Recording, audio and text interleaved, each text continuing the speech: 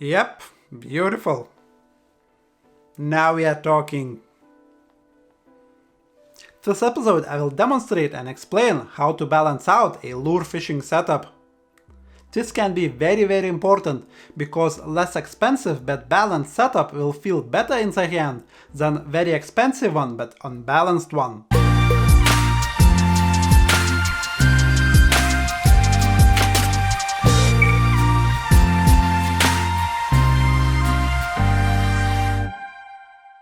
Before going any further, I have to mention that this video will be based around balancing out a spinning rod and reel and not bait casting versions. I would say there are 3 advantages of having a balanced setup. First of all, when the rod and reel is balanced, it just will be much more pleasant to fish with it and just more fun to fish with it. Secondly, obviously, if the setup will be balanced, your muscles will not suffer as much because the rod will not tip towards the tip or towards the back, so it will be balanced. And lastly, it's very important to mention that when the setup will be balanced, it will be much easier to cast, to retrieve, and to present the lure, and also to strike at the bites, so you will catch more fish as a result of it. And now what to look for it when it comes to balancing out the rod and reel. I will say this, it's not impossible to balance out without actually practically trying it.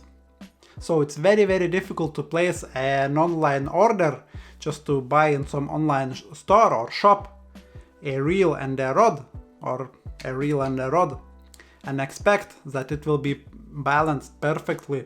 Most of the time they won't be balanced perfectly. If you have someone in the know in those online shops, or you are okay to ask and they will answer, then probably it's a good idea. Otherwise, I would advise to go or just walk into the physical shop and try out. There is one very simple rule how to balance out a rod and a reel. Basically, you want to have your rod sections connected. I don't have enough room in my room.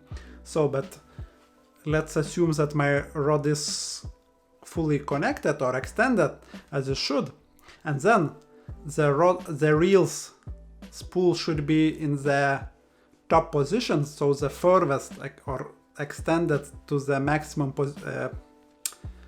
like the furthest orientation, if you like, or position.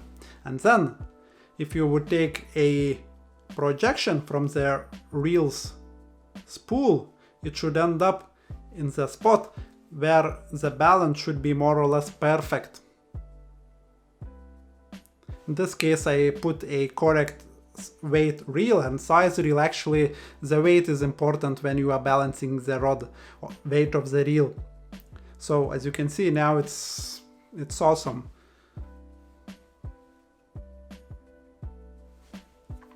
Now I will try to put a lighter reel. This was a Daiwa Fuego 2500 and it weighs about 210 grams with the line.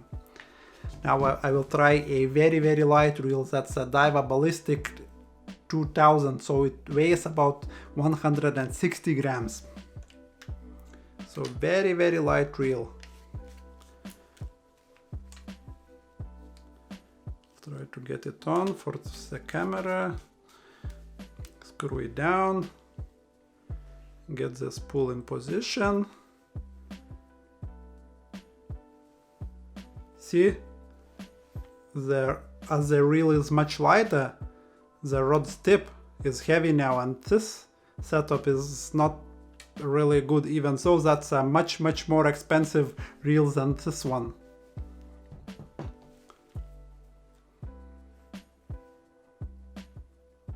So this balance is very poor. I wouldn't be able to fish using this setup like for extended period of time really. And now let's try even another reel. In this case it will be Shimano Stradic 2500 and it weighs about 195 grams with the line.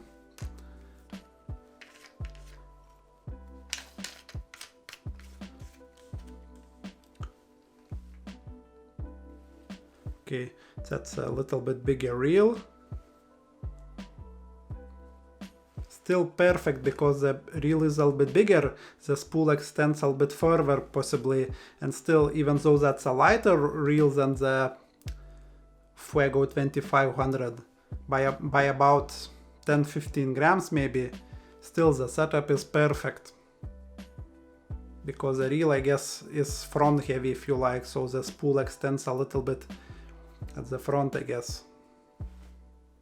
Or less, I don't know, but just as you can see, the setup is great still. And I actually use this reel with this rod for my own fishing, and I can do my fishing for 8 hours straight. My hands are okay after that still. So, I hope this video will be useful for you guys. Don't forget to balance your setups and you will catch more fish. Thanks for watching and see you in the next one.